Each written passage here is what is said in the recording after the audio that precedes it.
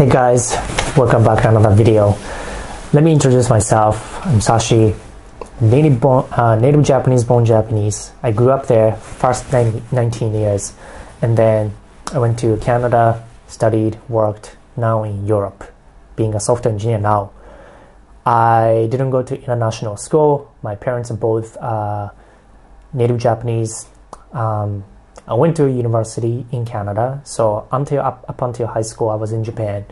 Didn't have any foreign friends in Japan, although my cousins are half Americans and half Japanese, but it's not like we had super close connections.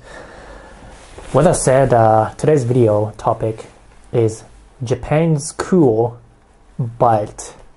I want to fill the blank for you as an individual, like as a native Japanese born Japanese. So Japan is so cool, right? You can think about a lot of stuff like seafood. I love seafood. I love their architectures. I love their natures. Just amazingly beautiful, fantabulous. Shrines, temples, serene nature, country. The country is the best. And then seafood, a lot of history, and then some authentic, unique stuff, So I don't need to probably talk too much about what's so cool about Japan because everything's so unique. Even me right now, I've been living abroad outside Japan for 9 years, but when I go back to Japan, I feel just a country, just one pretty standard, the scene that you can find anywhere in Japan, I find those breathtakingly beautiful. So my view is pretty much like kind of foreignized because I have been outside for so long.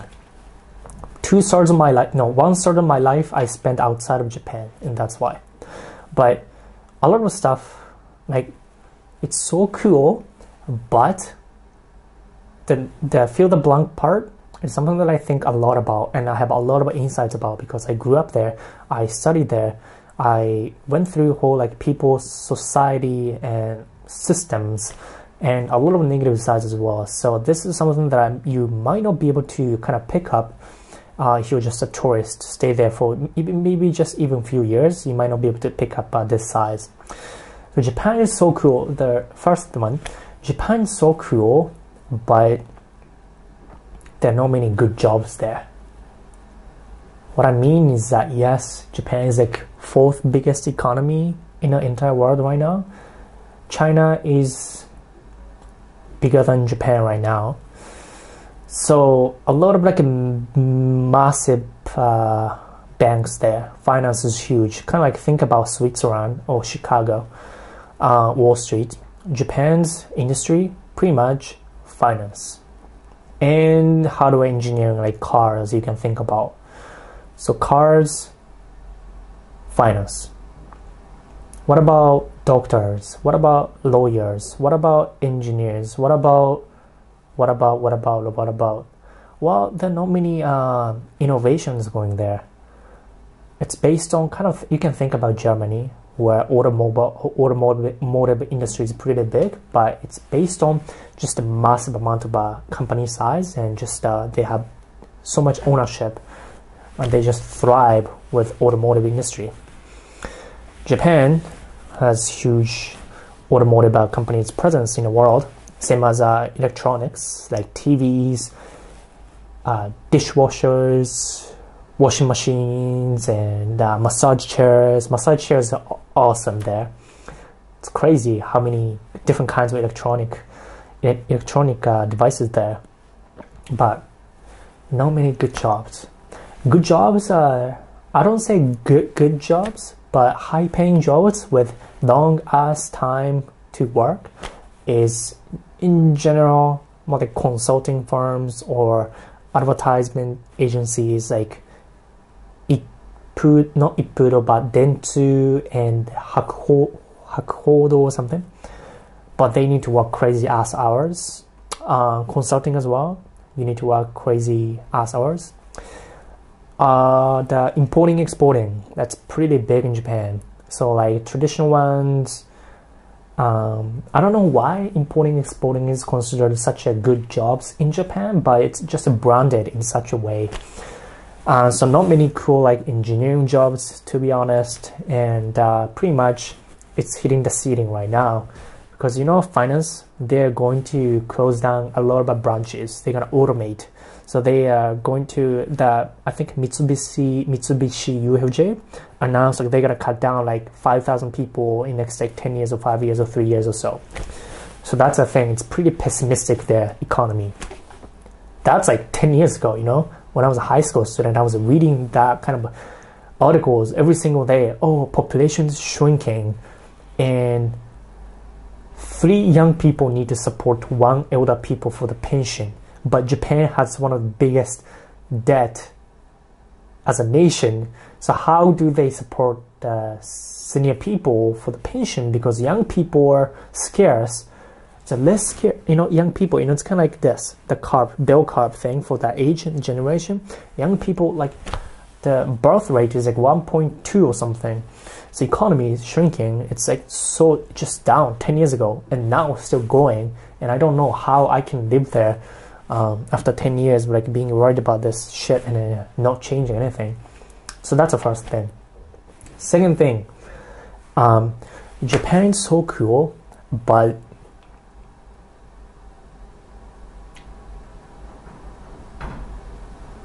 it's just so isolated. It's just one like kind of island. You can think about this as like the island that Charles Darwin went, Galapagos. Japan is so cool, but just everything is just so unique, and you cannot. That's the reason why it's so interesting, like food and cultures and the human relationship. But at the same time, that normal standards don't apply there, like work-life balance or people, small talk, smile, happiness. It's I could see that I was back in Japan for vacations, but even before I was living there, people are disconnected. It's like people are in a crazy rat race. Not even New York is not even comparable. Like Tokyo is even bigger than New York. It's like 32 million people during the daytime. So amount of that skyscrapers and subways and whole like sci-fi looking cities in Tokyo, where I think 100,000 people use Shinjuku station one day. It's kind of like ants. Ants going there, like cockroaches running around. It's exactly like a rat race, but New York times 2 or 3. And then they work long ass hours, and they don't get paid that much. And they're just so crammed, in such a tiny space. I'm claustrophobic, so I need more space. And Japanese streets and roads are so narrow, and then views are not nice because of the cables upstairs and all that neons.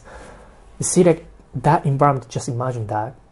Super tight, narrow, less personal space. Cockroaches, like, guys, black hair and in suits, running around for trains and like competing for that seat, and 100,000 people in one station one day. 32 million people in the Tokyo metropolitan area. It's the most dense probably. And then just work long ass hours. And where is the personal time? How do you make friends, or how do you just relax? It's disconnected, massively disconnected. You sit on a train. I was sitting on a train. Yes, it's quiet because 100 rules in public scenes. You cannot call on a phone in a train. You cannot use smartphone while walking in a train platform. There's a literary sign there, Aruki smartphone kinshi, meaning walking and then touching a smartphone is prohibited because it's dangerous in a platform. And then there's another rule like stand up and then line up here, and then there's like a marker here, and then 1,000 other rules. So it's quiet, dead quiet in a train, and they're tired. I was a high school student and I saw like all the fucking ass guys like dead zombie 10 p.m. still like wearing business suits and going home. Why are they not home at the 10 p.m.? You know, that's one of the biggest reasons why I decided to move out from Japan for future job and my work-life balance and my mental health and everything. But yeah, Japan's so cool, but just whole like work environment and people, connectivity, social like connection is like, I feel like it's so dead, or like it's isolated, you know. They're socially connected yet disconnected, you know, kind of quarantined. Now you can think about like the capsule hotels. Those hotels cool, but at the same time there's not so many things that are organic in metropolitan Tokyo. I'm not saying like in country areas, countryside are completely different. It's cool, but there's no job. That's the only downside of country. It's cheap, food is nice, views much better, people are nicer, but there's no fucking job there. But anyways, so that's the second thing. Third point, Japan is so cool, but you know, food is so good, seafood so good, a lot of like veggies so good, you know, people nice in countries, but how do you raise your kids? This is like my actual questions like lingering back in my head for like past like half a year.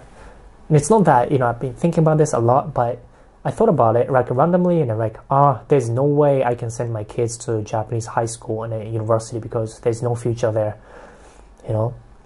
And I thought about this with my coworkers. My coworkers love Japan, like Totoro, Ghibli, and then shrines, temples, and Zen, meditation, and food, and all cool things. And school is alright, but if you want to raise your kids to be bilingual, trilingual, to be ready for international job market, and then you have money, like you can spend 10k or 20k a year per kid for international school, that's cool. You know, for the rich people, it's cool. But even if you have money, you can't have an international school in countries. I remember in Tokyo, there are only like 6 or 7 international schools. It's pretty rare and it's pretty darn expensive. Imagine spending 10k a year for 15 years from elementary school, junior high school, high school. Pretty expensive. But not that only, but you know, you can think about this education system pipeline. Starts from elementary school pipeline to junior high, middle school, high school, and a university. And at the end of a university, pipeline doesn't end there. Pipeline continues to job market, right? And where do they go? I don't see any good industries in Japan now. Like none, nada. Finance going down because population going down. It's going to be automated. I'm a software engineer and I know automation is like big thing. So there's no point keeping a lot of people if they can be replaced by computers, right? Everything doesn't go cloud. Doctors, because population is shrinking. But anyways, doctors, lawyers, these jobs, traditional jobs are good no matter what countries you go. Even like Eastern Europe or even India or even like Africa. Doctors, lawyers, they're good jobs. But it's not necessarily like high in demand necessarily. And it's super hard to, you know, get. It takes like 10 years to be a doctor, for example. So I don't see the, you know, that future to live, like make a living if you are stuck in Japanese education system. That's the, you know, the thing. Would I want to live in Japan? Yes, I would, for sure. And the condition is I'm going to get a non-Japanese company's gig, contract, or job, ideally remote job, and then live in Japan, make like American dollar money, remote, and then live in Japan and enjoy food and nature and everything. In that case, because my skills are highly in demand in this American or European industries, English-speaking industries, like software skills. So I don't have any issue living in a country. But if you, okay, my kids, like, if they grow up in Japan, what are they going to do with English? How are they going to get international work experience in Japan? They never speak English in Japan. So they need to get out to get experience so that they can come back and then live there. That's kind of thing that I'm thinking about. So for me, I can live and work there. If I get remote job from American or German companies, it's possible, very possible, because I can speak English, and my computer science and software engineering skills are acquired through English language, and I have like international, like Western companies work experience. That's the only experience that I have in software industry. I don't have Japanese software industry experience. But if my kids want to think about future, they cannot stay in Japan for forever. They need to internationalize their life experience, skills, professional skills, and everything. Communication, interpersonal skills as well. Because they need to learn how to do interview, how to negotiate, how to talk confidently, how to talk critically in English, not in Japanese.